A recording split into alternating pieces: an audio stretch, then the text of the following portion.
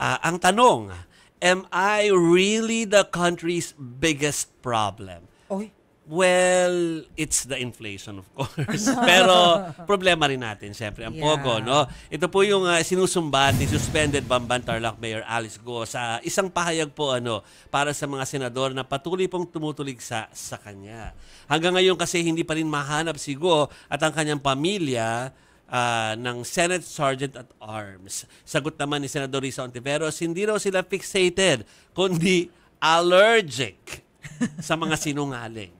Banat naman ni Senate President Jesus Escudero kay Go, wala sa lugar si Go para pagsabihin ng Senado kung ano ang kanilang priority. Sabi nga ni Tintin na makeup artist natin, liars go to jail. Yo! Oo, jail muna bago ang hell. May isa pang soundbite si Senador Risa. Sinabi niya na parang mas padalas pang Pag-post niya sa mag-post Facebook. sa Facebook sa humarap na lang at sumagot sa kanila. Sa hearings, Correct. sa Senado.